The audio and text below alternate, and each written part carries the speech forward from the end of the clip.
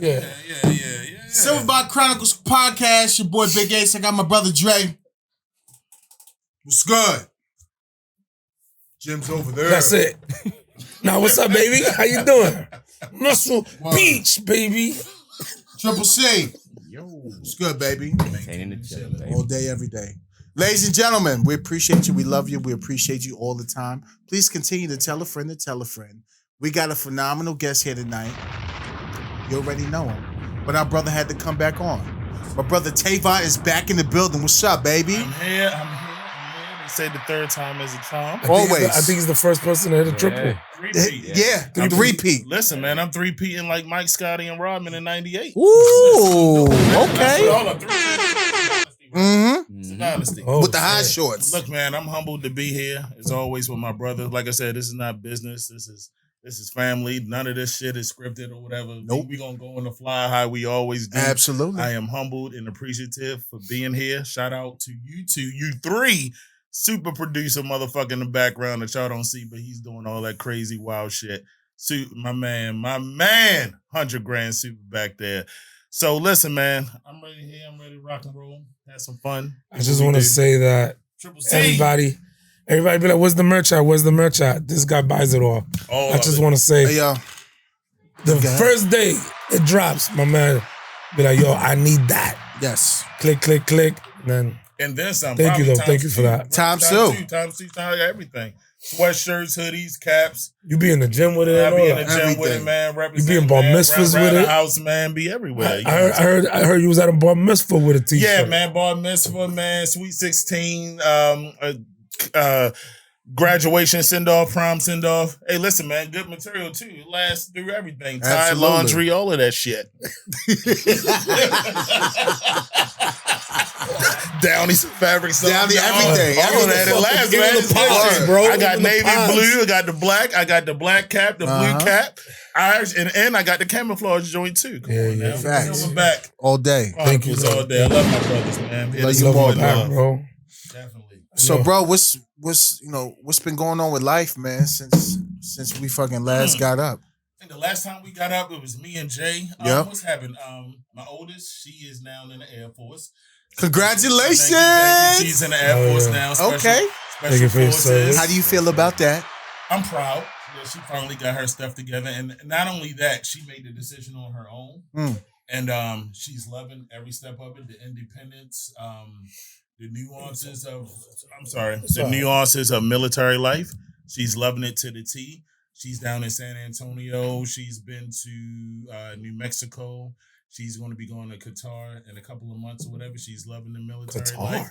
Nice. Yes. So she's doing her thing. My middle baby girl, she is 17. She'll be going to the prom in 2 days.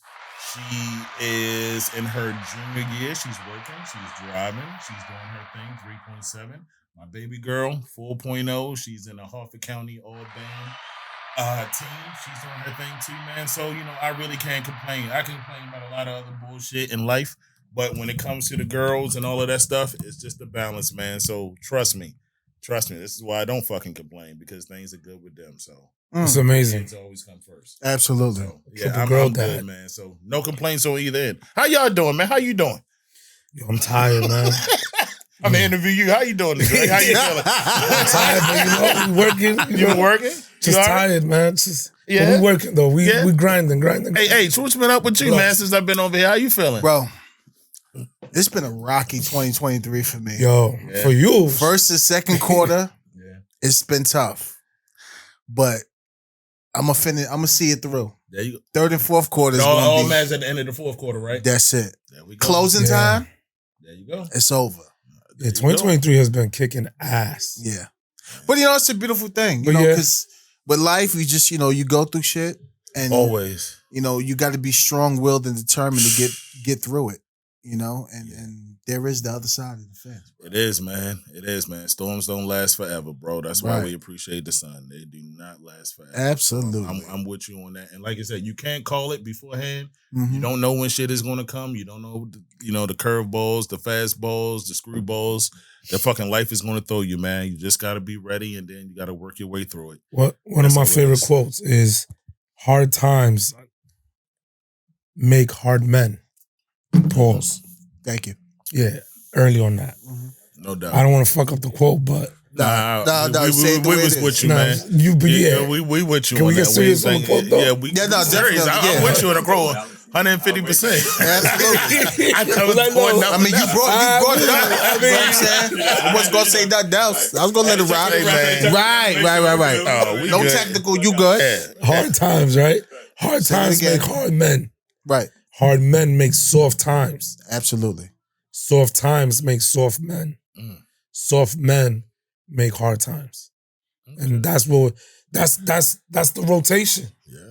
You know what I'm saying? It is, man. It is. Nothing. You got to get out there and grind so that the people that come behind us, the family, they have it a little bit easier. Who you telling? Who you telling, man? You know? I mean, we grew up in hoods, man, and wasn't shit easy for us. And our kids will never know. Never know the struggle. That's a fact. The pain, the ups and the downs, and the shit that we had to go through so they live the life that they live now and have now.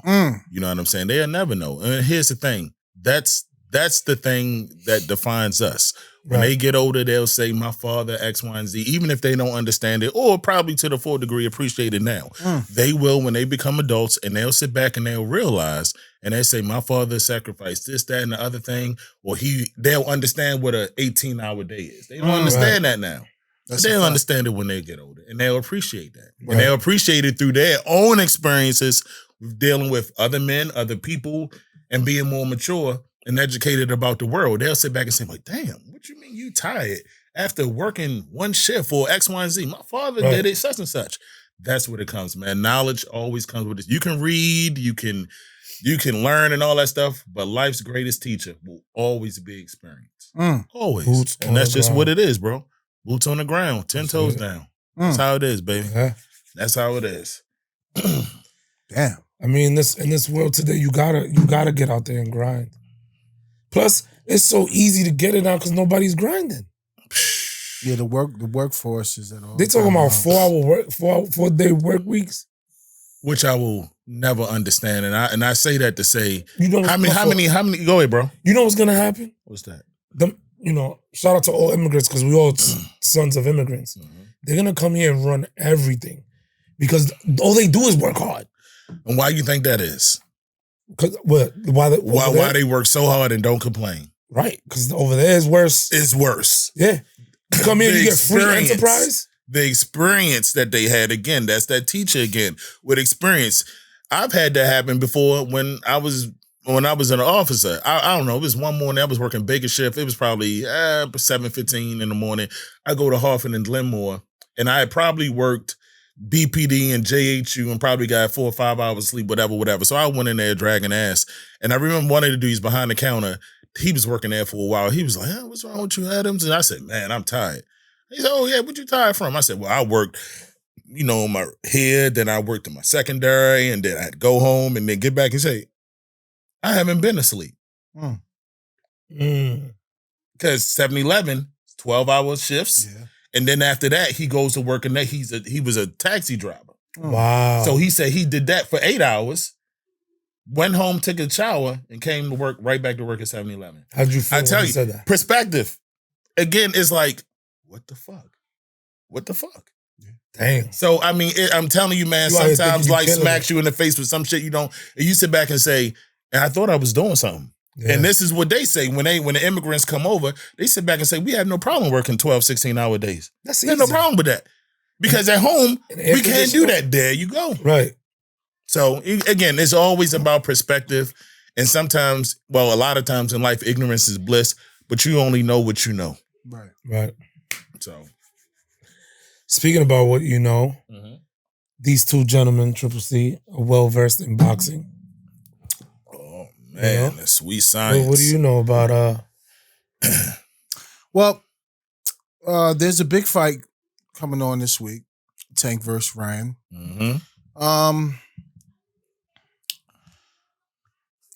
I said it like this. Tank is a very, very good fighter. He's a very good fighter because he has power. If anybody that doesn't know and follow boxing, power is the equalizer to everything. You can't teach it. You really can't.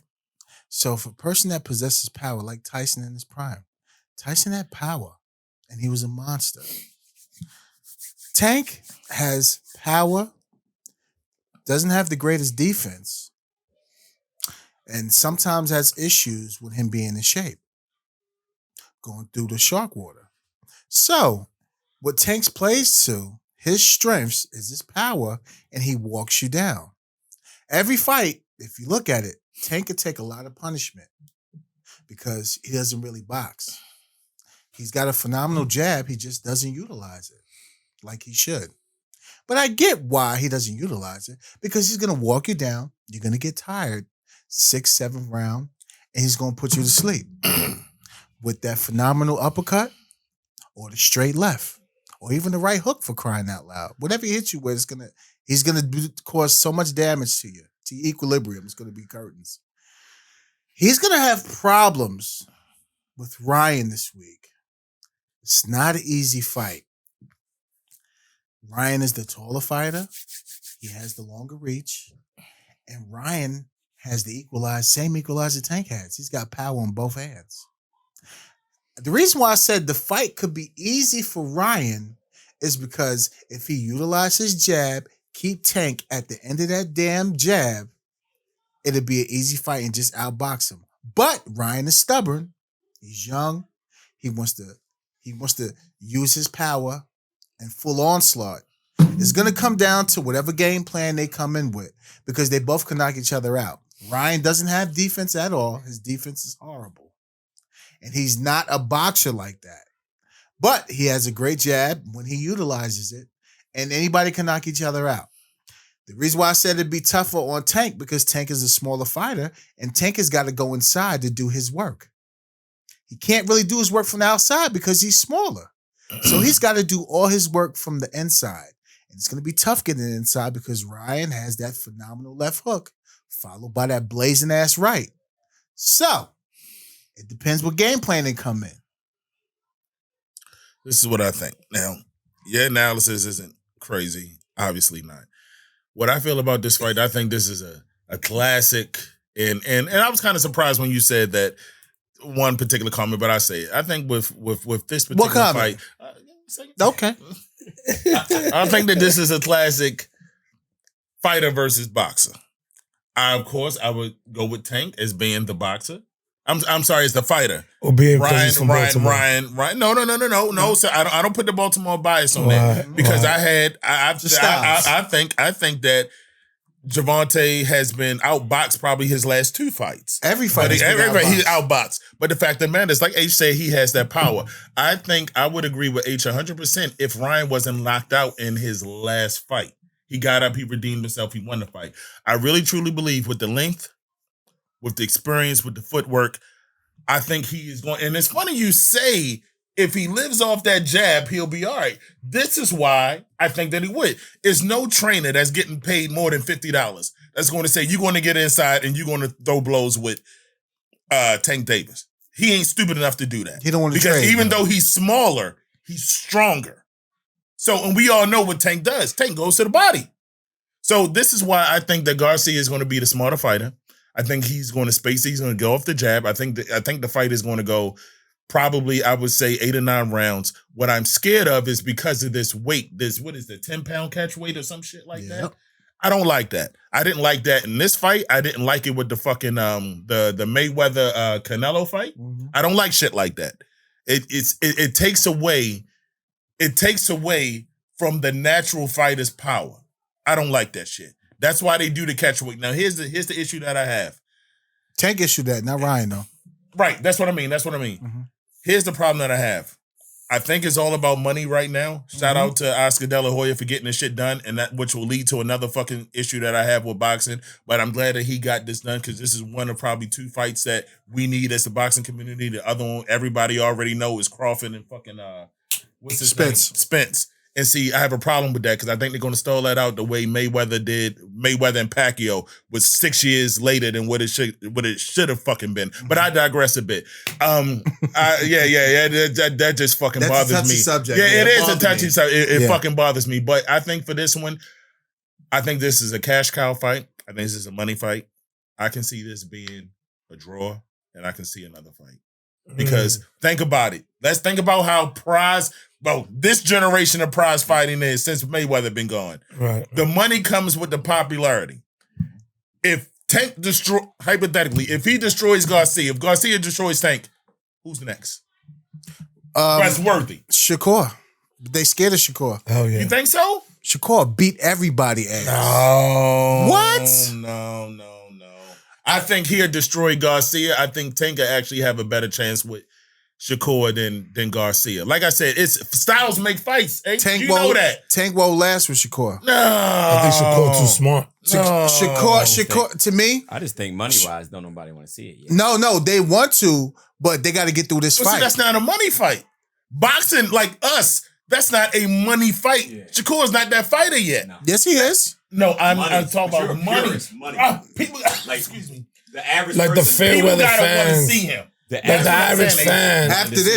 After this is going to determine because we got Haney and Lomachenko. Haney's going to get Lomachenko. The reason why I say Tank and Garcia is not going to be a draw because they're not boxers. They're knockout artists. And the average fan wanted to see that. And not for that, but Garcia doesn't have great footwork at all. He's in there walking like Crash Bandicoot with fucking Tim's on. He don't got the footwork to box for 12 rounds. You know, he's not nice like that. No. Garcia is nice, bro. Garcia is undefeated. Not with he's the footwork. Nice. Trust me, he's a good puncher. He's a good place puncher. Trust me, when you watch the fight, now it's going to be a little bit different. I would honestly say YouTube some of his fights, and you'll see what I'm talking about. I'm quite sure you've seen the fights or whatever. That's why I think I would not be surprised if this goes the distance for the rematch, for the money purposes. Because Tank ain't made no real money. If I'm a promoter, I'm not doing fights for the average eyeball. You're doing for the money. Because they don't know what they're looking at. Yo. Yeah. I'm doing it for the hardcore fans that I'm telling you. But that's MMA now. That's not the legendary. Tank is gonna park him. H, I don't see it, bro. Tank is gonna put him in park. Tank is gonna park him by like, bro. I don't see it, bro. Because Ryan is not a boxer. Focused. No, he's focused, but he does not box. His ego's gonna get, his pride is gonna get in the middle of it. And Tank is gonna rock him to sleep. He don't got the IQ to box and stick to his jab. Not with Tank. I don't see it, bro. But this is why I can't wait for it. This is why I can't wait for it. I love Ryan Garcia. I love him. Not once have I seen him outbox anybody. Oh, you haven't seen Tank outbox anybody? No, Tank don't box. Well, that's what I said. That's why I said he's a fighter. He's a brawler. Listen. I'm telling you, H. You know what? I'm a sports genius. Wait till this fight happens. Wait till this fight happens. Hey, yo. H gonna stand up and be like, "What the fuck?" H gonna stand up and be like, "What the fuck?" I wouldn't get mad. But Ryan is not a boxer. He's not gonna keep Tank at the end of his jab. He has never fought a boxing match. A whole 12 rounds. Tank like to get hit, and I think Ryan's going to hit him. I see this going about 8 to 9 rounds, bro. I'm telling you, 8 to 9 rounds. This is what the reason Ryan has no defense, bro. He leaves his jaw open all day long. Tank is gonna get up in there. I don't think he's gonna fight the same way. I think when he got floored by I forgot the dude's name. When he got his ass knocked out. A fucking light bulb went up in his fucking head. Like, what the fuck am I doing? I'm telling you, locked out? Ryan got knocked down. British brother. Yeah, he got up and he finished the fight though. But the thing is that he's been down before, and I think he honestly fucking knows he's not going to go against fucking Tank Davis. He can't on do that bullshit. He can't. I really truly believe he can't just go like this. He had to learn. But you know what? He knows that Tank. I don't think he really fucking believes that Tank can't punch and Tank ain't strong. No, that's what I'm saying. He knows. He knows, but I just can't wait. I don't think it's a couple days. Boxing styles makes fights.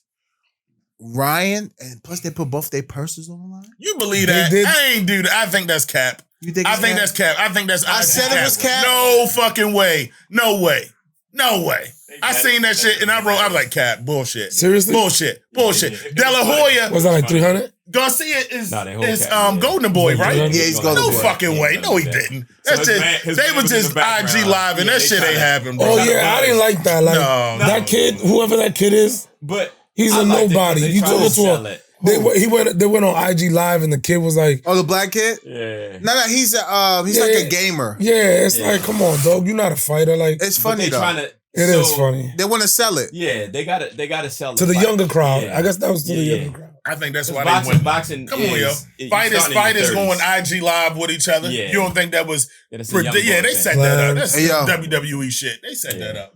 That's a promo. The fight can go. Do it all. The fight can go either way because. I put it to you like this. Ryan can knock you out with either punch. His left hook is phenomenal. Mm-hmm. His right cross is phenomenal. He can exert more energy during the first couple rounds where Tank is sitting back chilling. Now during the shark waters, that's when Tank apply that pressure. I don't know. See, here's the thing, Age. Like every fight is different. That's the normal Tank Davis. When he's going there against Garcia, he wants to knock Garcia out. He is going to knock him out, but he's not going to exert himself. You don't think he's going to be so thirsty? That's not Tank. If you watch Tank's resume, he takes his time. He takes his time. He gets the other opponents. Every fighter don't fight. Every fighter don't fight the same way every fight. You know that. That's why Styles make fights. That's what I'm saying. I don't think he's going to do it because Garcia is going to come out being Garcia. I don't think he's going to sit back and try to rope-a-dope him. But I don't see that. That's why this is textbook for Tank. Because Ryan's going to come out going crazy with the left hook. And like you just said, Ryan can punch. He can knock you out. He can. But still, it's textbook. Ryan ain't got no defense. So when he throws that wild-ass hook, guess what? Yo, southpaws are perfect for conventional fighters. You think Tank haven't mastered that shit? That wild ass hook? Bro. Tank is gonna park him. But then he say he won't be surprised if I need to see this fight. Because the equalizer. I do think we can move forward with Loma and Haney. Bro, Loma loves staying with me, yo. Loma loves staying with me when he. Haney's gonna beat him by a decision.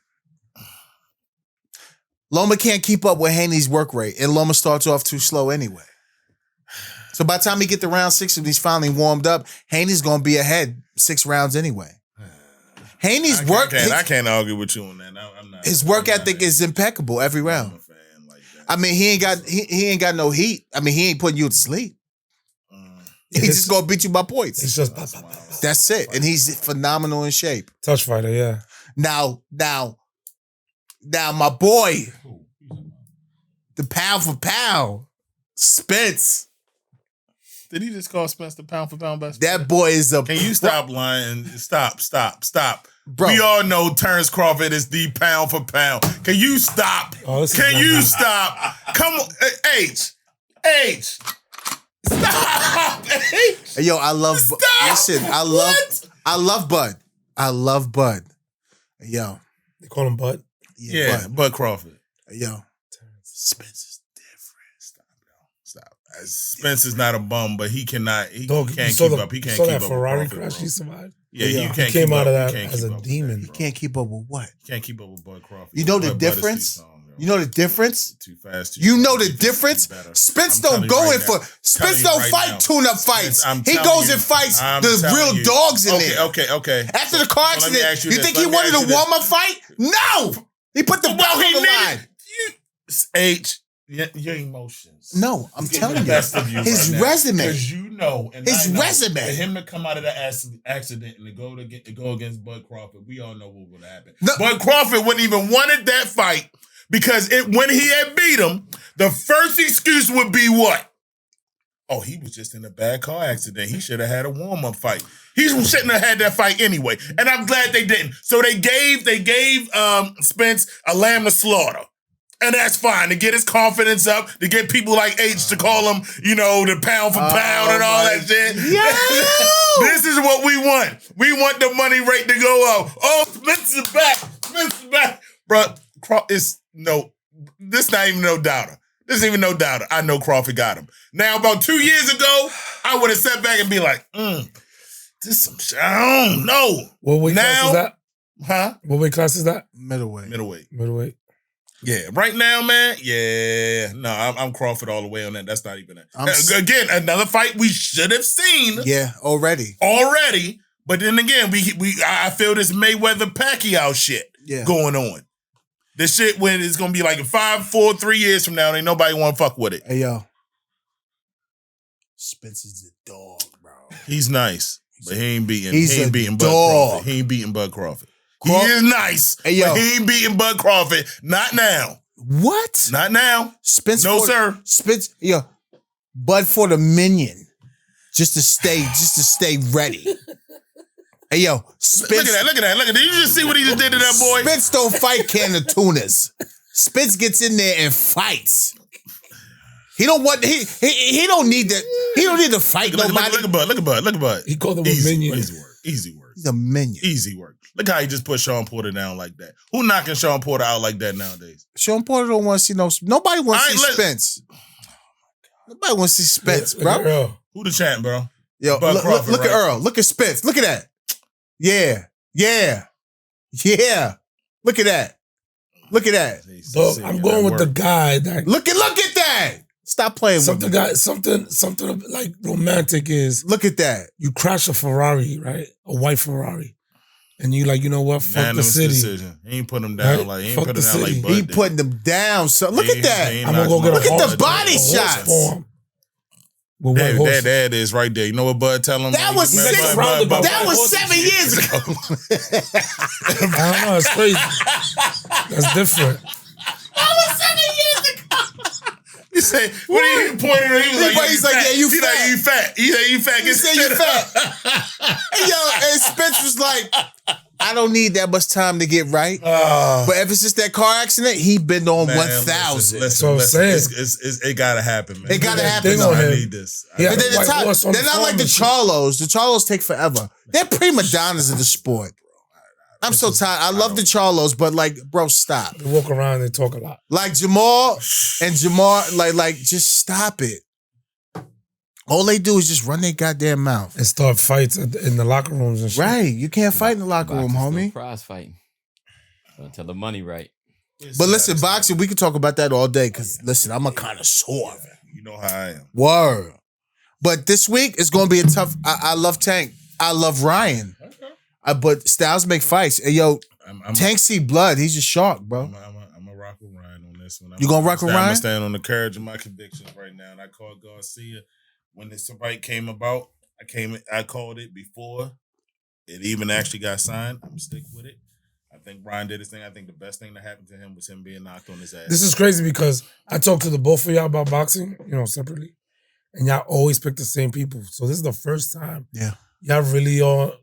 Yeah, we splitting the difference on. I don't. Even on the Crawford Spence fight. Hey yo, I'm telling you, man. I seen this. I watched fights with both of y'all. I can see this fight in my head, bro. I see this fight in my head right now. Me too. Manifest it.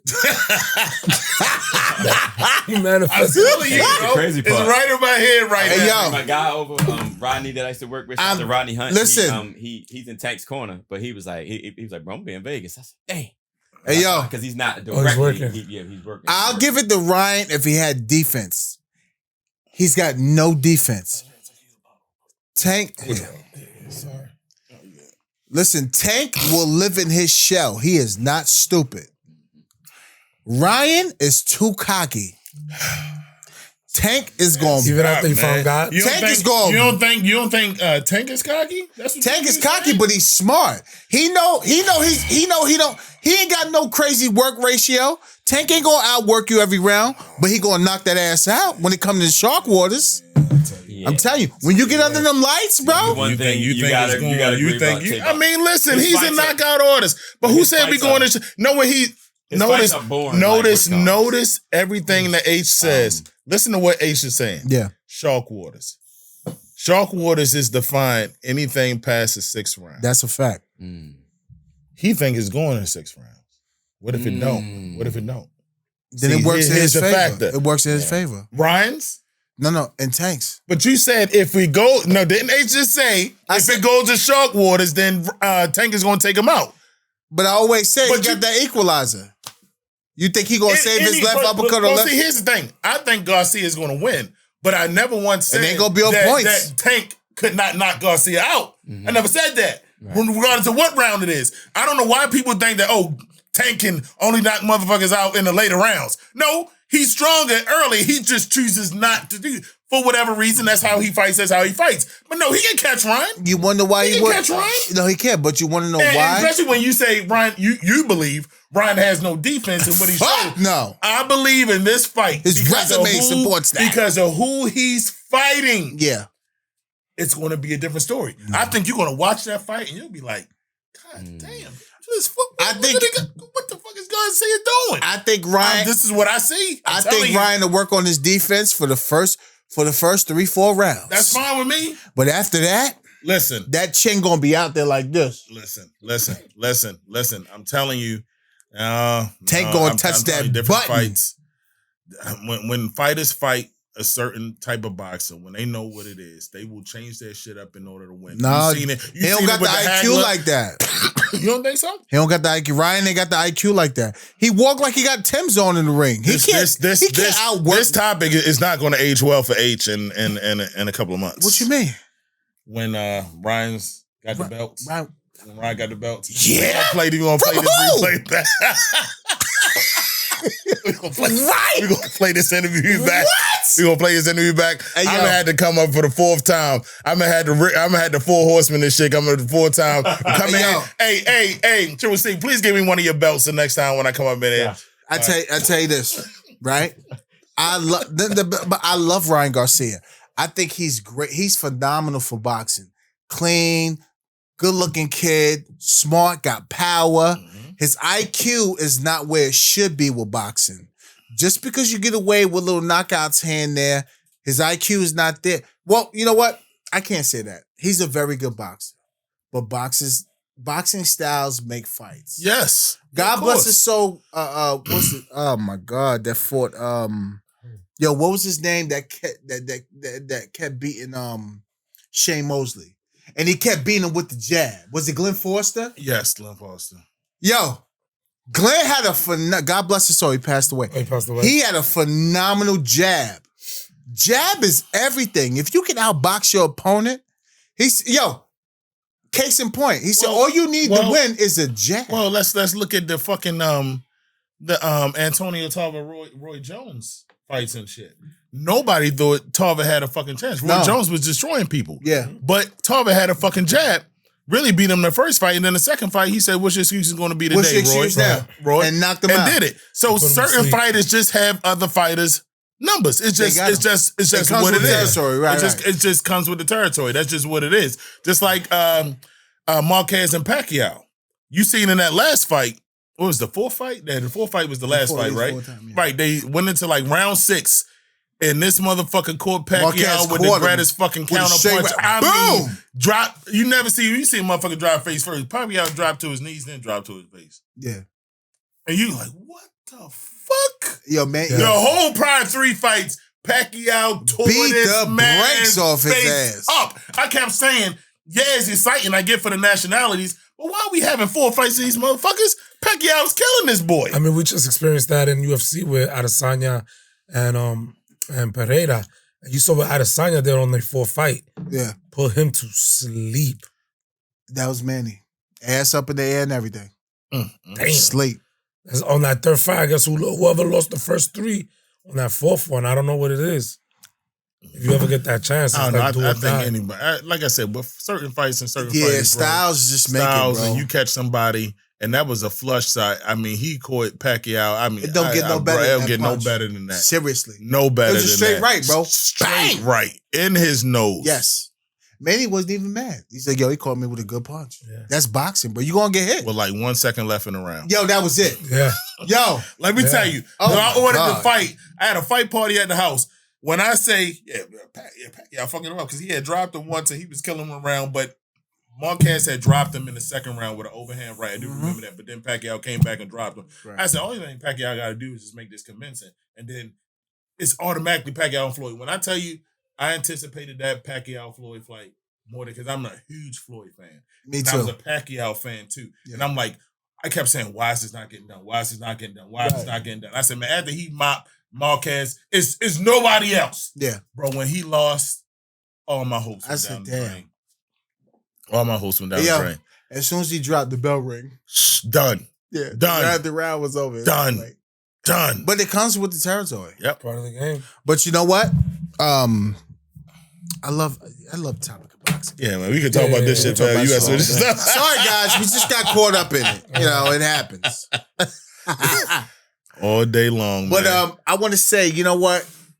This podcast is a beautiful thing. I was at headquarters today, as a matter of fact.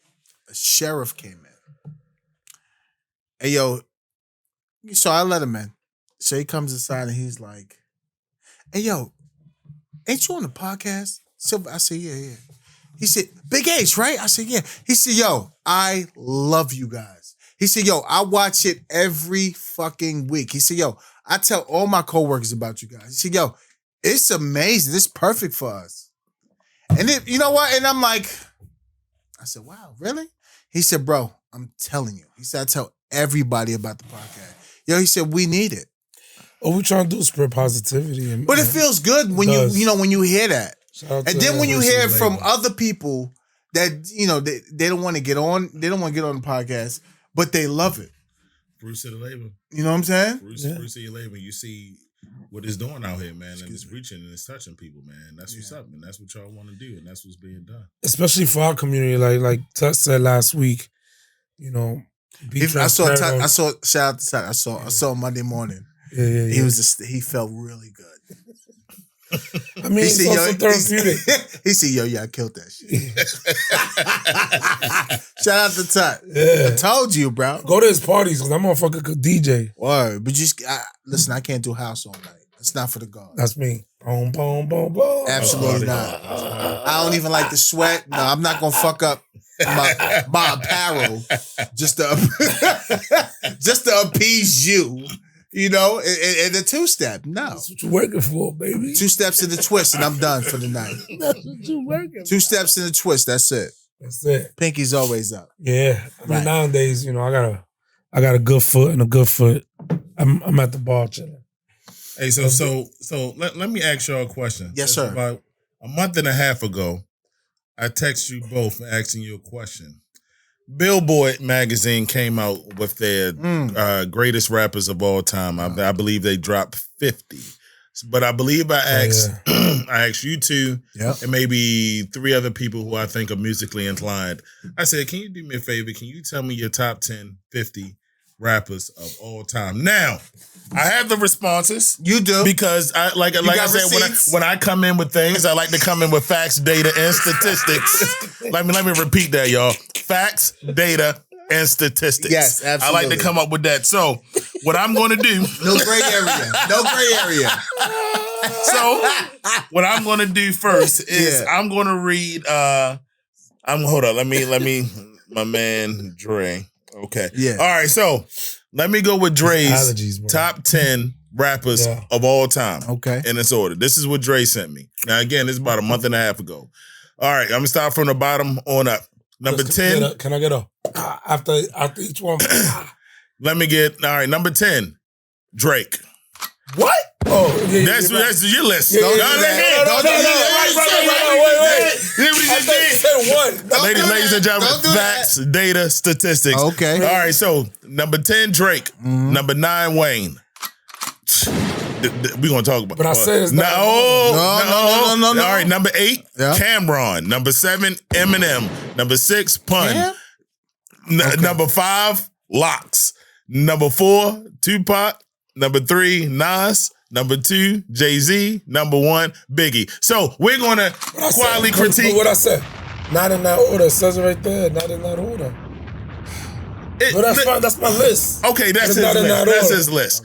Okay, so, all right. So what I want to do now, I'm going to go to H's list. Yeah. H's list, I'm going to start from bottom down. Okay. He got Snoop. He got X. He got LL. He got Kanye. He got Wayne. He got M. Nas, Pac, Biggie, Jay. That's what he got. All right? So I'm going to go with my top 10. My top 10, I got Ghost Raekwon, KRS-One, LL. You got Wayne. You got Ghost and Raekwon? Or well, I mean, I ain't want to say the Wu-Tang Clan, so that's why I just equaled it up. That's why I said or whatever. Okay. So Ghost Raekwon, yeah. KRS-One, LL, Wayne. LL. Yeah, I got LL, I got Wayne. 6, I got M. 5, I got Pac. 4, I got Rakim. 3, I got Jay. 2, I got Nas. Number 1, undisputed, all time for me, regardless of anything, is going to be Biggie. Now, prior to the show, ladies and gentlemen, exactly, I'm getting to that. I'm a host like y'all now. I hold the questions. So, prior to the show, ladies and gentlemen, I asked super fucking producer Triple C. I said, can you please give me your top 10 rappers of all time? Ladies and gentlemen, Triple C. Going from number 10, I have Kendrick Lamar. Number 9, I have J. Cole. Number 8, y'all know I was just playing them 50 Cent. Then I'm getting to my top 7. Jadakiss. At 6, I have Hove. At 5, I have DMX. At 4, I have KRS-One. At 3, I have Pun. 2, Nas, and 1 is Biggie Smalls. Wow, that's a different list. So, okay. And I like that, and I respect that. Let me tell you what Billboard said, which really started me asking you guys this, because I just think that this was complete disrespect and trash, and it struck a nerve with me. All right, so I'll start with that number 10. They got Nicki Minaj, number 10. Cool. Snoop, yeah, cool. No, I'm saying Right. Nicki number 10, Snoop number 9, 8 is Drake, 7 is Wayne, 6 is Biggie, 5 is M, 4 is Pac, 3 is Nas, 2 is Kendrick, 1 is Jay. Now, I'll tell you exactly. Greatest rappers of all time. All time. I'll tell you why. Go ahead. Go ahead. No, go ahead. That's all revenue driven. Okay, I understand why Billboard did it. Revenue driven. But I am assuming that. So we can all agree universally, that Nicki should not be in top 10 anything. That's nice, but not there. Thank you very much. I put Queen Latifah before. Huh? Okay, so let me ask you this. Love you, Nicki. But I mean, that last greatest of all time. That last joint she did with Ice Spice, though. You heard her voice? I don't care what she did. She ain't top 10 rapper. That is a I love Nicki, but we're talking greatest of all time. That's what I'm saying. She's not even in the. You can't do that. Don't do that. No. So let me ask you this though, because a lot of our lists had some of the same people, but Dre, one person I seen on your list that I cannot believe made me raise my eyebrow. I know you, Mr. Bippity Boppity Hoppity Scoppity Doobity Doppity Doo. Come on, don't disrespect him. What? Cam got Dre. Cam, please explain yourself. Nobody spits like him, number 1. What happened? Go ahead. Yeah. Cam, dog. I love Cam. But Cam. But the subject is greatest of all For time. Me, absolutely. Greatest of all time. One of them. So Cameron? Because nobody has even perfected his whole flow. And he could spit the way you spit, but nobody could spit the way he spit. And he got that pizzazz. What? Cam? He actually rhymes the words. Yeah. I'm telling you, Cam is nice. He's an MC's MC, but he's not. Cam is nice, Just Cam is nice. Who am I supposed to substitute him with? So let me tell you. So he's better than greatest of all time, though. Yo, we talking. Hold on. Cam is a whole era by himself. What's in this drink, bro? I know you are from the Bronx. Please retract your statement that you just said. Thank you. That he is better than KRS-One. What? Because that's basically what you just said. You are that from is the beat. Blasphemous. Retract that statement, That is bro. blasphemous. I missed that. See, I missed that statement. Dog, don't. This is blasphemous. You gotta go home. Dre, stop. Stop.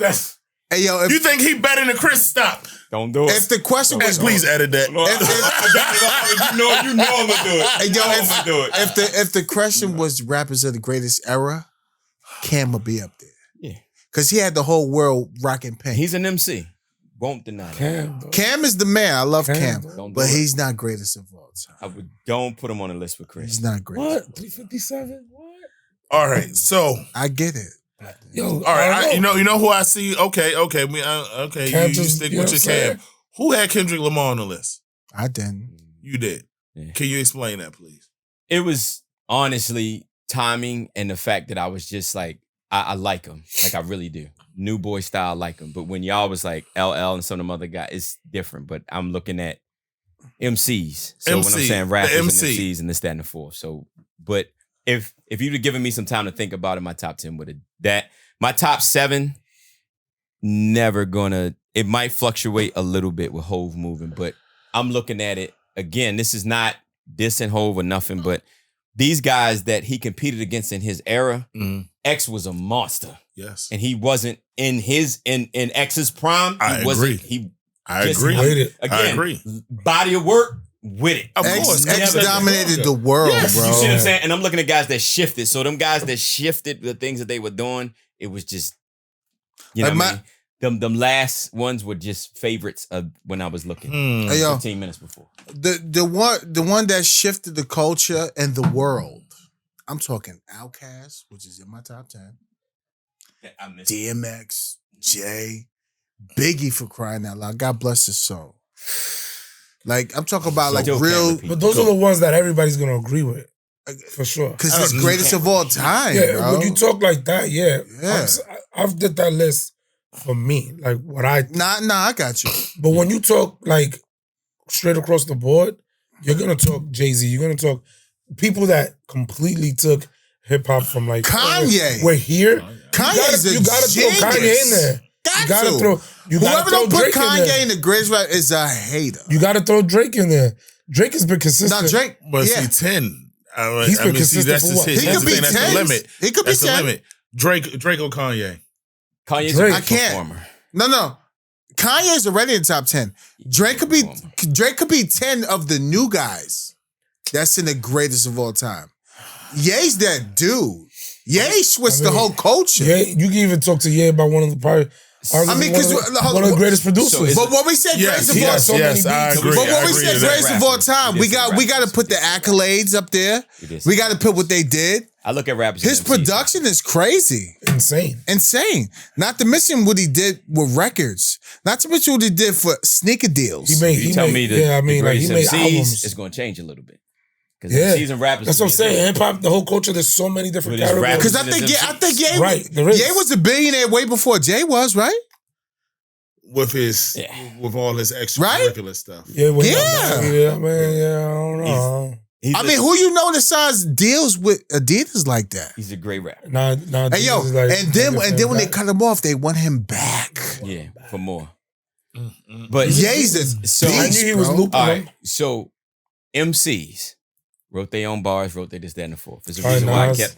Well, that's the reason why I kept Snoop off, because again, Hov wrote a few of his raps that I did not know. I put Snoop on there. The ones that he took off when he went in Let me tell you why I didn't. That battle against X, he said I didn't rap him because Hov wrote him. Here's the thing that I have against Snoop. I think Snoop, his longevity, his popularity, his era, and all that stuff, you got to give it to him. Great rapper. But I said to myself, well, okay, Doggy Style, in my opinion, is one of the greatest hip hop albums absolutely. All time. Facts. Here's the problem. That's all you got. That's it. Yeah. That's all you got. After that, you just got features. That's all you got. But you know what? I mean, he had a couple of singles jump off, you got features after that. Strip club anthems or whatever. But I'm talking about as far as him lyrically, him as the MC. I agree. He's chasing the Dog, right. I agree. That's the reason why culture, and for the culture, of course you'll put Snoop up there. Yeah. But as far as he can't touch Jay. No. He can't touch Nas. No. He can't. But who you know after NWA you could talk about on the West Side? Yeah. Besides Snoop. Even after that time period. That's why I really... You can't mention... Shout out MC8. You know, you can't mention them guys. Snoop was like it's the same thing you can say about the South, H. I mean, same thing you can say about Outkast. It's the same thing you can say about the fucking Rap-A-Lot dudes that was down there in Texas and shit, Houston, and them motherfuckers. What's his name? Scarface and them, Ghetto Boys, and all of that stuff. So I mean, you got your area or your area rappers and stuff like that. But I think Snoop was household. But if you look at that Doggy Style album and how he followed that up. That's what I'm saying. Ready to Die, Life After Death. Oh God, stop! Oh my God. Come on. Yeah, that's what I mean by that. It was a culture. No, I agree. So the Doggy Style, that was it. That was it. That's why people say Jay-Z is probably one of the greatest, because he hit album after album. I'm gonna tell y'all, but album. and here's the thing, and I researched, and I researched that. I researched that, and when y'all get a chance, but Drake look at Jay's album sales. No, you're right. Sales. Drake very killed him. low. Yeah. Album sales for Jay. He never had a platinum until he never had a platinum. No, he didn't. Never had a platinum. So you got to look at that too. You got to sit back and say, okay, we putting this on. Are we saying quantity over quality or quality over quantity? Because you tell me what 2 albums on the face of itself, no matter what era, 2 albums is better than Ready to Die, Life After Death. 2 albums back to back. But that's why Biggie follow up. One. That's what I. Thank you. The only person that can follow up is DMX. That's a conversation. You mean follow up Jay or no? After Biggie. Right. Correct. As far as debut, and then that sophomore year. Exactly. As far as debut and singles, but outside of that, X like that, I'm like, are you missing an era where there was nobody? No, it's no disrespect to Jay-Z. 98, but 99. when we were growing up, nobody was checking for Jay when DMX dropped a nuclear bomb on the hip hop world. He did. I remember. Yeah. You did? I mean, you would. And then he said, "I'm going to give you another album in the same year." I think it was like 7, 8 months later. Nobody does so think about that. Think about that. That's record suicide. I think the problem with Jay-Z was that like when he got out of that flow with and then he switched up his flow, kind of like 50 did the same thing. I just think he's 50 was out first until then he got shot, and then he came back with the raspy, with the you know what I'm saying? But Jay-Z was talking. That's the thing about Jay-Z. Like he was a debut album too. Jay was talking about shit crazy that motherfuckers in the street didn't experience, because Jay was really like on some high, exquisite shit. Yeah. It's now that we're talking about it because we're older. Oh, Mona Lee. You know what I'm saying? But he was talking about that shit back then. Today I was writing, I've always loved Jay-Z. I never. There was a lot going on. I never had Tupac. Like, Tupac is a poet. He's amazing. He's different things. But MCs are what I grew up on, people where KRS-One, people are still studying KRS-One, Rakim, Big Daddy them Kane. Type of dudes. So Big Daddy Kane. It's you know what I'm saying? When I heard Nas, I heard a shift in what we were hearing sonically. When I heard Biggie, when I heard DMX, it wasn't just the dog growling. Yes. Yo, emotion, like when he was talking to you, I felt like he was talking, and he was in Baltimore too, but he was talking about black. That transcends that. I agree. And it's not different. And I'm not knocking Hove, but he was messing with he just didn't have the title. He outlasted people. So I love that. Yeah. But when them dudes hit, he wasn't at their level. It's no disrespect to him. And it's not. They were very, well, because Jay comes across very gentlemanish. You know what I'm saying? Those dudes was like just next level. Like, I just heard today, I just heard I Gave You Power by Nas today. That shit gave me chills, though. And when the X dropped, he dropped. That was 98. It was monsters. 98. That whole era of hip hop was insane. And this was before Swiss was Swiss. So Dame was doing. Let's be clear, because you know this. And we talking about X right now. Can you name a top producer that was a top producer when they first came out? That X was rocking. You can't. No. So it was his voice, it was his vocal tone. But he made them. Then Grease was out there. Yeah. Because Timbaland during that late era, it was Timbaland. It was Swiss and Timbaland. But was Swiss really jumping? No, Swiss was crazy with Rough Riders. Yeah, but after that's because he was whatchamacallit nephew, the dude that.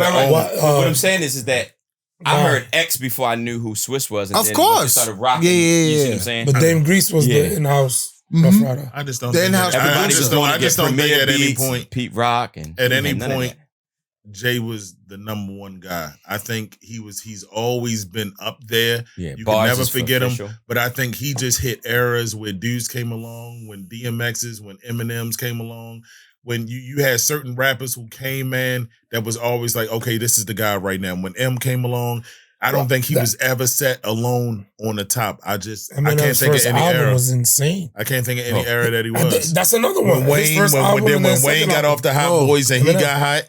Yeah. I don't see it, bro. I don't see it. That's the only thing I have against Jay. Like, at no era he was ever number one.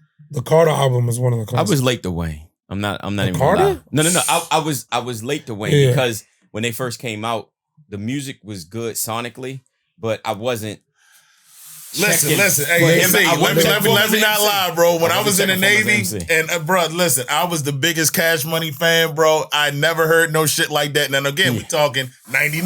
Mm-hmm. So 99, this is the time of X and everybody else up north. Bro, I go on base, man, and they start blasting the shit like, who the fuck is whatever? These Hot Boys. Mm-hmm. Like, who the fuck are the Hot Boys or whatever? Bro, I heard that shit. Yeah. I was a huge fan of Juvie, Turk, Baby, all of them dudes, like when they was the Hot Boys, when it was the team up or whatever. Yep. Now, like you, I didn't get into Wayne until probably 08, 09. Yep. 08, 09-ish. Or whatever. You know what I'm saying? So, but again, you still got to put him up there with his body of work. Correct. I was late to Wayne. Undeniable. I'm not gonna lie to that. I was late to Wayne. I had to go back and listen to what he was saying. I wasn't. Wayne was that dude. Yeah, but Juvie was an animal. You see what I'm saying? When I heard that, sonically it changed. When I heard, was it 500 degrees? 500 degrees. Yeah, you in that bit, Even that He sleep shit and talk rap. He sitting there now in Mercedes with TVs. I bought that. You see what I'm saying? Hey, yo, Juvie was that dude. Because he sounded like he was talking to you, and then it was some southern shit. And I had some felony charges. I bought that. Like I love. So I was late to Wayne, yo. Juvie and them niggas was him and Turk and all them niggas, and what was the other dude? Not BG. What's the other dude that came out right after him? It was Juvie, and then there was the other dudes. Juvie, Turk, BG. It was all. BG. Yeah. I think it was BG. But Juvie is the man when to put them on, though. Juvie was on some Juvie was that dude, man. He was on some other shit right now, bro. So, I mean, that's another flow that nobody really. So, I mean, that's why, it's man. It's a good debate, though. It's a great debate. Great debate. So, when they had it, that's why I was like, yeah, let me ask my boys, what do you think about this shit, man? Like, yeah, good stuff, man. But I'm a Biggie. Biggie's my guy. Biggie's all to the day. end. It's just what it is with me. The thing about Biggie is that he had it all. He had it all, man. He had it all. 23, 24 years old with a flow like that. Crazy. Like disgusting. Like what, that flow was still murder rappers today. Like what? They still trying to master it. I say the closest one is Jadakiss. And everybody knows that. But Jada's in his own lane, though. He's on his own lane, but like Biggie was on some sophisticated, sexy big boy shit. But like, what was in your brain for you to rap? Like yo, he's ahead of his time, bro. Ahead of his time. 24 years old, spitting like that. There's people that are in this world that when I see him, I'm like, he must have been an alien. He came down, gave us this gift, and got the fuck up out of here. Yeah. That double because CD, that bro. shit was stupid. Yo, ready? CD. Oh my god! Even the album cover, like shout out to Puffy and them. Like that joint, you look at that shit and that shit give you chills. What? Mm-hmm. Come on, nigga. When he did that shit with come on, man. Bone Thugs. Yes. What? Notorious Thugs. Notorious. That shit still that hit. intro. Come on, let's ride. Let's ride. Yo, you know how crazy that is? What? You know how he cricked it? He freaked about doing that shit. Thank you. Come on, Low down and dangerous. Ain't too many can beg with us. Straight up, we no angel dust. Label us notorious. Thug ass niggas that love the bus. What? They ain't know about that. Y'all niggas be scrambling. He went to their style. He went to their style. Murdered them. Killed it.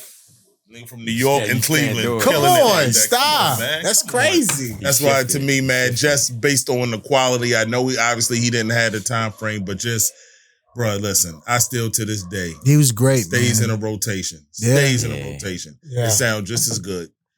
That's a great thing, man. Could you imagine Biggie now? Like, oh God, what different shit would he be saying now? He'll be like Jay. He'll come out whenever he want, just to say what he wants. Say some shit that like we're gonna understand in 2030. Right. It's a great debate, man. It's an awesome debate.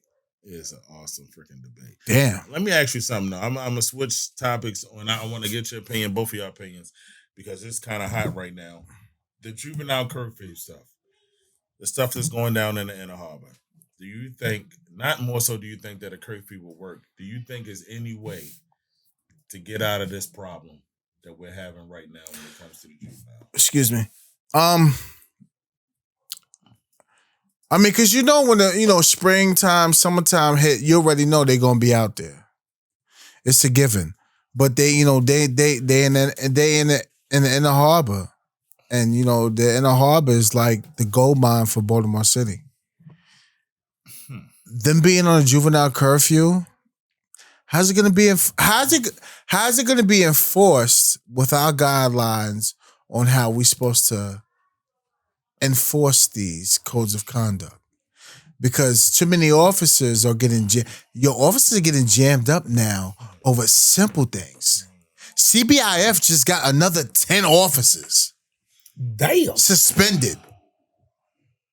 So it's like, how do you want us to really like? I don't know, but for you as a lieutenant, how is that on your level?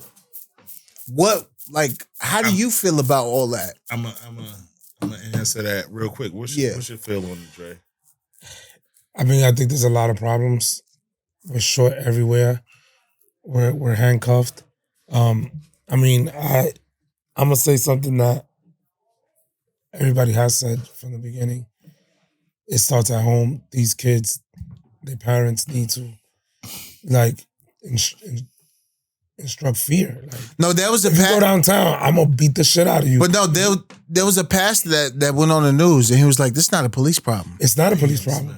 Yes. It's not a police problem. And I love what he said because he said, this has nothing to do with Baltimore City Police. This is all the parents in Baltimore City that allow their children to do what they want to do. That's the thing. This shit starts at home. Yeah. There you go. It starts at home because these kids don't know how to behave. And the parents want, even with teachers, well, you supposed to be teaching my kids. It's like, yo, you could go home and do some homework too, fam. It's the same way with behavior when you come downtown and you're in a group. You got to know how to act. You know what I mean? Everybody, downtown's free and open so that everybody can enjoy it. It's a beautiful fucking little piece of landmark on the East Coast. But for you to come down here and act the way you do, that's a parental problem. And then once we go and do your job, now we get sued. It's not. It's just, you know why it's tough? Because, what do you want police to do, man? I tell you right now, if this kid is he's got a gun, he's on a dirt bike. What do you want? Because if we go hands on, you're gonna find a fucking way to jam up an officer because he did what he had to do to get this kid off of this fucking bike. When we don't want to do that, and we don't want to do that. But what do you want? Because he's a kid. What kind of policing do you want? Do you want us to sit? Do you want us to sit back and just stay on the radio? All right, he's going over here. He's going over there. I'm not going to go hands on though, because if I tackle him off or if I grab him, you're going to find a way to fucking take my job. Right. If he falls awkwardly, even though he's got a gun and he's doing something he shouldn't be, that it's not a regular handgun violation. Now it's a felony because you committed a crime and you're trying to leave the scene of a fucking crime. So what do you want us to do? Because you're finding ways to grab officers and jam them up and fucking, fire them. And it's just a fact. I feel you. Well, what's up, C? As a civilian, your last name gotta mean something. And what I mean by that is I was more in fear of what my mother or my father would do. Shout out to my pops that's, old school Army Vietnam vet. And there was if he had to pick me up from Baltimore City Police Department, I would not be here. So your last name had to mean something. I know for a lot of people they say that, but that really has to mean something. So it wasn't, I didn't even know what a police curfew was. Because Marion Grant curfew meant more than that. Right. When goddamn street lights was on, your ass need to be in that goddamn house. I don't care where you at. I don't care what projects or what neighborhood you was in, and play with it. So I definitely understand that. The next thing I'll say, because I know you're gonna bring it home. My father always say this, and I'm saying this to all of our fans around the world and everything else. My father, there's no such thing as bad kids. It's only bad parents, and I live by that. I have a 21-year-old, about to be 12-year-old, and a 10-year-old. If my 12-year-old and my 10-year-old fuck up in any way, shape, form, or fashion, it's my fault. My 21-year-old, I've raised that young man to be the young man he needs to be. If he fucks that up, he ain't fucking his last name up because I'ma still rain hell on him, even at 21. But be clear, for my 12-year-old and my 10-year-old, that's my responsibility. I don't need I go to school right now, the school police officer in the county, Mr. Burley, how you doing? Because it was one time he thought he was going to do something. I told him I was going to kill him, literally. His teachers literally thought I said, oh, I am. And then when I said it, I said, and I've been killed 3 times and I'm good. And they started laughing because they knew what it was. We don't play that. That's just how I was raised. Now, I got to say something for our lieutenant, my brother, my big bro.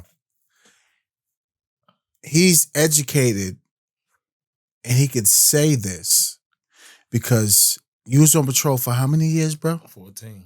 14 before he became a sergeant. And then after you became a sergeant, how many years before you became a lieutenant? 2 years. 2 years.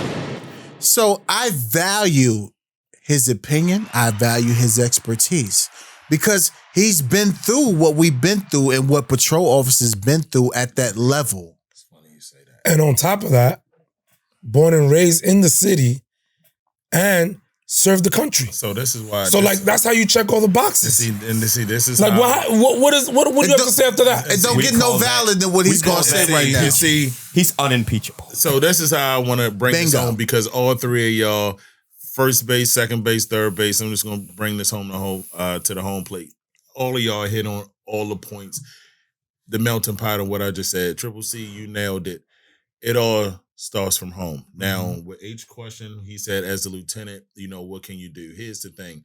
Regardless if these juveniles, these kids were going to the Inner Harbor, regardless these kids were going to Fells Point, Curtis Bay, White Marsh, whatever the case may be, because believe it or not, all these places I named, Columbia Mall, Towson Town Center, they've all had this problem to a degree when it came at it. And see, here's the difference. If you Google up the definition of discipline, the definition of discipline is simply one of them is to correct behavior. Now, there's different ways to correct behavior, but the bottom line is you correct it. You establish it first and foremost. And here's the thing. That has to be established where? At home. But let's just say that's not done for whatever reason because everybody's brought up differently. The issues that happen at Columbia Mall, they got a whiff of that and they said, that ain't happening no more. With the Columbia Mall Institute, they said it's going to be a lockdown from this day to this day, from this time to this time. You're not allowed in here because malls are for what? For capitalism, to make money. That's it. Malls are not to be hung out in and destroyed and vandalized and things like that. We're not tolerating that. There's something that's established. When they went out to Towson Town Center and they started causing chaos, they had the big incidents on January 1st. They came out there in force. They showed force. They arrested probably 8 or 9 or whatever. They showed this is not happening. If this happens again, this is what's going to continue to happen. What happens, bro, is that regardless of where these kids are coming from, they sit back and know if we do this, this is going to be the repercussions. It doesn't matter if it's at Harbor Place. It don't matter if it's White Marsh. It don't matter if it's in his home. If I bring in all D's, I'm going to get my ass whipped. Or X, Y, and Z. The kids know. Now, you can debate whether a kid brain is developed. Trust me and believe me. Like I said, I grew up in the hood. I grew up in the projects. I knew there was a difference for me going into the gas station and me putting a bag of M&Ms in my pocket and running out the store, and the difference between me knocking somebody out and going down in the pockets. I kind of know that the discipline, the consequences, the repercussions kind of low for this bag of M&Ms and kind of high if I knock somebody out and grab them in their pockets. You know. But the fact of the matter is, if you don't establish a discipline, it's going to be corrupted. They don't care. It's not a coincidence. This is not right. They're not scared. Nothing established where there's a will to, you know what? They ain't gonna break our will. They ain't gonna do nothing. And you can see it. Did y'all see when you get a chance? Look at what happened in Chicago over the past weekend. Oh yeah, they downtown. tore Chicago, downtown Chicago. They tore it up. With the kids? Yes, hell bro. Yeah. It made the it was like a riot, like something at a playground. That's how bad Chicago went this weekend. They destroyed everything in Chicago. Downtown Chicago, downtown. Too. Big check it out when check it out. Just this weekend that just passed. Bro, I read about all of this stuff because I sit back and I say, is this just Baltimore? This is law enforcement thing. I'm telling you, downtown Chicago riot. Peep that out, see everything. And there's the police standing right there. And what are they doing? Standing there. What were we doing this past weekend? Standing there. That's the narrative that's out there. You got the dogs on the leash, man. There you go. I let them loose. And again, everything that you said, if you grab look at this shit. Look at it. Tearing people's cars up. You think they don't know what they're doing? Could you imagine going out Chicago? That's a fact. I'm on a date and you come back and your car's destroyed. Look at all them goddamn kids out there. Look at that. There's police walking right there. They can't enforce. Can't do nothing. What can they do? Hey, yo. Police has got so fucking soft. Like, yo, I don't know what people think police is. You think we're like certified super security guards? Like, I mean, you're creating a monster. Look at this shit. You got taxpaying civilians that want to enjoy themselves downtown on a Friday night. H is the optics, bro. That's the thing. Like, I don't think it's the individual police officer, the man or the woman, the sergeant, the lieutenant, whoever. I truly believe it is the optics. It's about how it looks. No department, no agency wants to be on CNN, wants to be on Fox, wants to be X, Y, and Z. That's what it is. And then you got to sit back and you got to look at the components of the actual individual. The fam. Right, the fam. No. Why you got to take my car? Why you got to take my home? I'm doing my job. I'm trying to save the city. I'm trying to help the city. But I'm telling you, it's always about the bigger picture. And this is, unfortunately, this is the downside of it. It's sad, man. Truly, it is. I love octopus, calamari. I love that. I don't like seeing the way it's made, but I like to eat it. It's the same thing with police work. Sometimes someone needs to be grabbed up, snatched up. Yo, it's part of the job. If it keeps everybody in line, so that I could go downtown in Chicago and have a nice dinner with my family and spend money, then yes. Hey, because that person's out of line. I tell you what.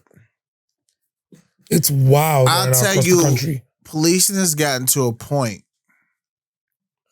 where people are just going to work overtime to get their money and go the fuck home. That's sad. Absolutely. Nobody is going to... And it's sad because you got real officers that bleed and love to look at that. And love to stop the bad kids, the bad guys, and all this nonsense. Criminals. You got tax-paying people that want to go. They can't even enjoy a weekend in their downtown area. You have businesses that has to close. Yes, because of this nonsense. But you see a lot of the businesses moving out. Look at that. Driving by. Look at that shit. They can't even drive out. But then if you get out the car and handle your business, then you're wrong. Ask yourself, Dre, you think they sit back and say, hey, if I kick this car or pull this person out, I'm going to get arrested? There's no fear. There's no respect. There's no respect at all. This is what they don't talk about out there. These kids know exactly what they're doing. Yes, they do. Look at this shit. Working on top of cars. Like, stay in the child's place. It'll never happen because look at this. Now, you're going to sit back and tell me that all of these kids' parents don't know where they are? They know where they are. They know what they're doing. Yeah. I think the mayor said that they were... like protesting about like food or stuff. No, it wasn't protesting. They was just out. It was just a nice weekend. No different. Causing a ruckus. It's warm outside. Let's go. Right. You know when we used to walk downstairs and the grown-ups was talking and we would be like trying to hear what they saying and they would basically either pop us or look at us like, take your ass back upstairs. Staying in their child's It's just place. different, bro. It is a different time. When we used to do this up and down Fordham, but I wasn't vandalizing. No, I'm trying to get numbers. Reason why I was trying to get numbers. What's up? What we doing, mommy? Where we going? Did not have rights. What's your AOL? There's so many people just say, hey, yo, you know what? Policing is just sitting back now. That's what they want. It's just sitting back. And I'm good with it. Reason why we didn't have rights. Listen, it's a reason why we didn't have rights when we were growing up. Look at this, kids, ridiculous. Our parent, our grandma, and this, that, and the fourth. Shout out to the people that raised us. They knew that we weren't ready for certain things. We just too much freedom for these kids. We weren't ready for whether it was from your grandmother, your grandfather, your aunt, your uncle, your mom, your dad, we did whoever. some crazy stuff, but we never went this far because I was so scared that somebody was going to go back and tell somebody in my family that it was going to be an ass. It was going to be an ass waiting to kick my. But you know what? Footwear to kick. That is the main reason why we started this podcast. Officers, fellow brothers and sisters, we know what you're going through. We love you. We appreciate you. Yo, you only can handle what you can handle. Don't get stressed out. Not at all. You follow your policies and procedures set forth for you to be a police officer, a detective, whatever it is, whatever rank you want to go into. Because at the end of the day, if you do something messed up, and it could be by you, it could be no malice or anything, they're gonna get you. It's unfortunate, but it's the truth. Yeah, man. Policing is totally different. Optics away so much more than intentions. Absolutely. It's just how things look. unfortunately, it's just what it is, man. I tell you, man, there's a lot of people that actually want to go out here and help, and do the right thing. And believe it or not, it's a lot of people out there that love police, that want to be secure, that want to be taken care of, that says thank you for your service. Right. Trust me, it is. So the good outweighs the bad, but the thing is that the cameras aren't on the good people. Absolutely. Right. The cameras ain't on that. Yeah. They don't want to talk to them. They don't want to talk to the good people of Baltimore City. They don't want to interview them. They want to show the riots, the ruckus, and the worst of the worst or whatever. It's optics game, man. And it's just, unfortunately, that's the narrative around the country right now, man. I mean, it's sad. It's sad, bro. It really honestly is. You see how dangerous San Francisco is now. It's horrible. It's what it is. It's crazy. But listen, we are your outlet. We love you. We appreciate you. We do the job the way it's supposed to be done. Regardless of what's going on, we still going to serve the way the way the job is supposed to be served. You got phenomenal supervisors like our brother Tayvon. Appreciate phenomenal detectives like myself and yes, Drake. Sir. Yes, sir. And serving on the federal level like Triple C. We do what we supposed to do. Yo, bro, any shout outs you want to give out, bro? Boy. How's your man, the fam? Yeah, let me get the fam. Get them out. Northeast fam, Southwest fam, Southern District fam. For the legends that retired from the game, the Sean Williamsons, the Corey Jennings, Reggie Parkers, my boy Doseen, Serrano, London. Oh my goodness gracious! I tell you, every time we do this, like you be like, I don't want to forget somebody. I don't want to forget somebody, man. Right. But all the legends from the game that definitely have retired, the ones that showed me the way, my man Hans Nicholas, my boy, the great Sergeant Daryl Jackson. Everybody who's that showed me the way, helped me out, took time to mentor me. And that's it, man. And just shout out to the officers that's coming up, really. Yes. Now you guys are doing, you guys and ladies are doing a very difficult job. So I applaud you for taking the challenge and stepping up and wanting to help this city and any other urban city around the world, putting your life on the line. And shit, majority don't appreciate, but we appreciate you. All day. Absolutely, no doubt. And of course, to my Navy family, my ship rates, hoorah. Hoorah. Love you, bro. Love you too, man. All day. You too, man. Appreciate being on here for the third time. Now, the fourth time is definitely going to be in. But listen, when I come in here, I'm going to be wearing the belts, man. Word. Sports genius. Garcia take that fight. It's going to be a tough one.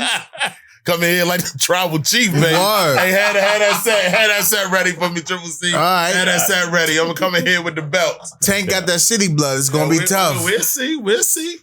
Word. I appreciate y'all having me, though, man. It's just like being at home, man. Absolutely. You couldn't have wrote it or scripted any better, man. I really enjoyed coming back here and looking forward. So, hell yeah, man.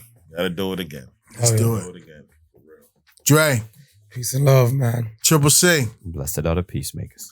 My peoples, listen, we love you. We appreciate you. Thank you for continuing to take your time out just to listen to us. Boys in Blue, have a good time. Talk about real stuff. Talk about fun stuff. Listen, we're not robots. We're regular people. And we enjoy what we do. We love to serve and protect on all levels. And I want to thank my brother Tayvon for coming out, lieutenant that is. Listen, he's been through it, 14 years on patrol, another 2 years as a supervisor, as a sergeant. Now he's a lieutenant going on. How many years now as a lieutenant? 20, man. Year 20. Jesus Christ. Year 20. Time is going. 2-0. But we thorough. We love what we do. And we just want to give you a little piece of what life is and say the things that some people don't want to say. But it's not a bad thing. Because we're all about change. We're all about, transitioning to the right thing. Putting the best product out there in the streets. And we do it every day. We serve like this. So continue. Tell a friend to tell a friend. We love you. Silverback Chronicles Podcast. Your boy Big H, Triple C, Dre, and the lovely, our brother, Tayvon in the building. Straight up and down like 6 o'clock, baby. 6 o'clock, baby. Word. We love y'all. Be safe. Peace out.